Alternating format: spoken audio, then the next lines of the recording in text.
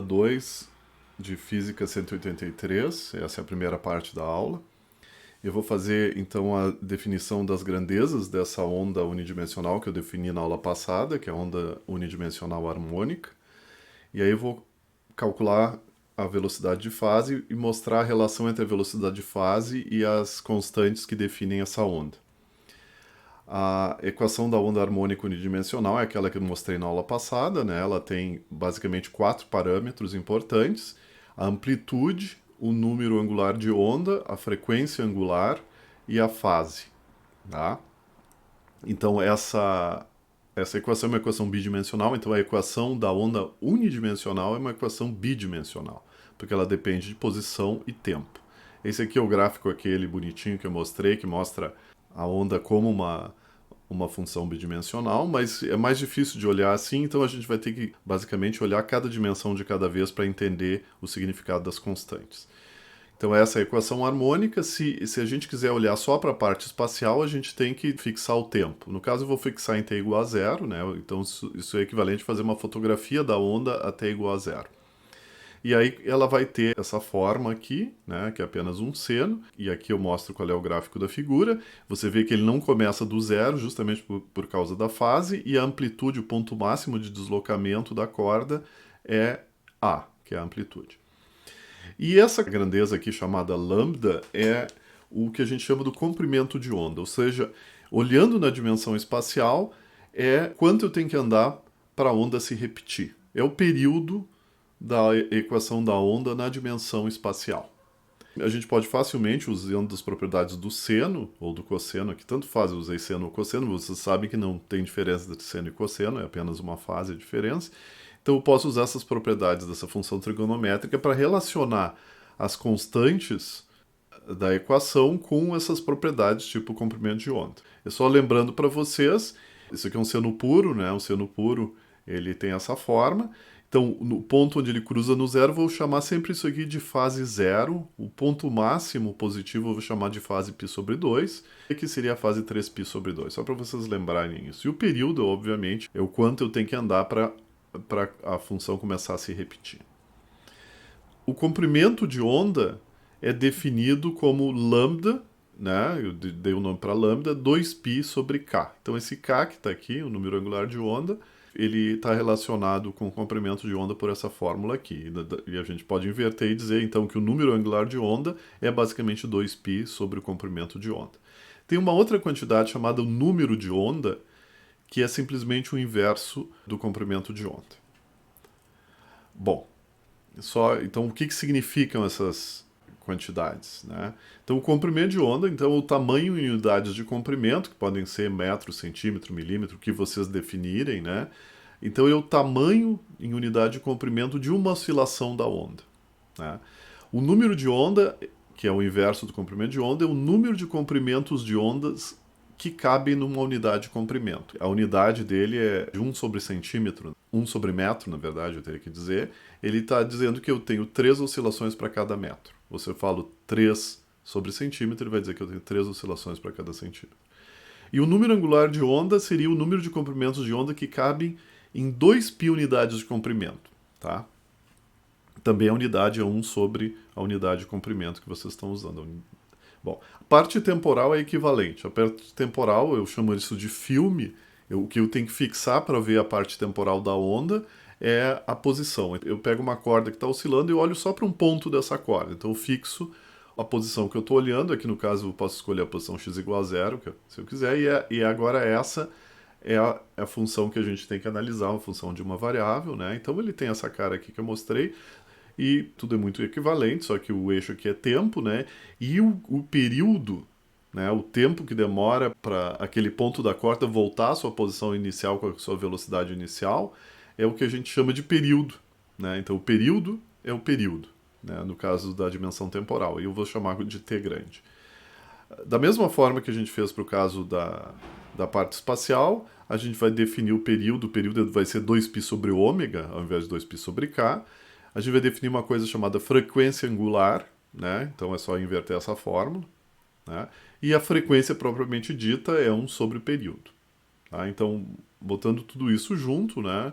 Então, O período, então, agora é o tempo que leva em unidades de tempo para uma oscilação da onda acontecer. Unidades vão ser segundos, minutos e coisas assim. A frequência é o número de oscilações que cabem numa unidade de tempo. Então, vai ser 1/segundo, 1/minuto, etc. E a frequência angular é o número de oscilações que cabem em 2π unidades de tempo. Então, em geral, a gente costuma botar radiano por segundo, radiano por minuto e coisa desse tipo. O número angular de onda é a mesma coisa, né? A gente costuma botar unidade em termos de radiano, só para lembrar que tem aqueles 2π ali, né? Se a gente não bota radiano na unidade, não está errado. Só que a gente pode esquecer que é a quantidade angular e não a quantidade não angular. Tá? Bom, agora o que é a velocidade de fase? Vocês sabem que a onda, eu tinha falado na primeira aula, ela propaga informação ou propaga energia sem movimento de matéria. Vamos deixar isso mais claro. O que eu quero dizer com isso? Então, por exemplo, se eu tenho uma corda de 8 metros e eu faço um pulso viajar pela corda, essa energia vai viajar esses 8 metros da corda.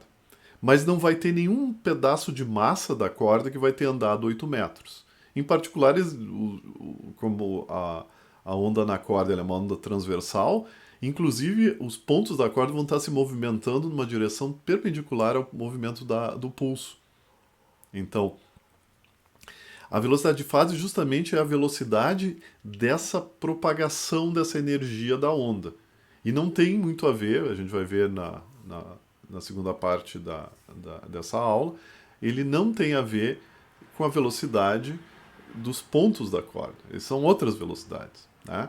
Então, primeiro, o que é a definição da velocidade de fase? Então, aqui eu estou mostrando um desenho da onda em 2 momentos diferentes, muito próximos, entre t e t mais dt. Então, a parte azul seria a fotografia da onda no tempo t, e a parte preta seria a fotografia da onda no tempo t mais dt. Então, ela se movimentou um pouco. E aquele dx que eu botei aqui mostra essa movimentação. Ele vai ter o mesmo dx em qualquer ponto, mas é muito mais fácil a gente olhar o topo aqui. Então, houve uma movimentação dessa onda dx quando eu deixei ela propagar dt.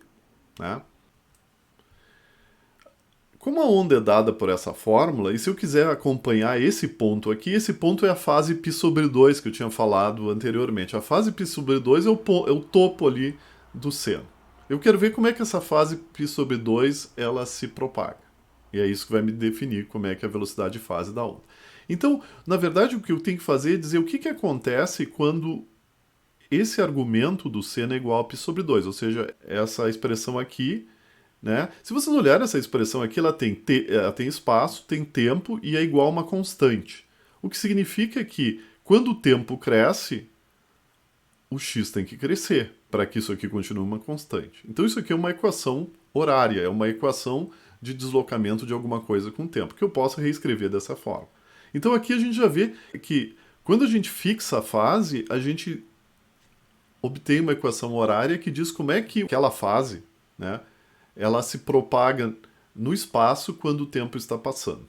Tá? E, bom, agora se eu quero saber uma velocidade, a velocidade é derivada dessa posição em relação ao tempo, né, é fácil derivar essa coisa, e aí a gente obtém que a velocidade de fase ela vai ser ômega sobre k, ou seja, vai ser a frequência angular dividido pelo número angular de onda.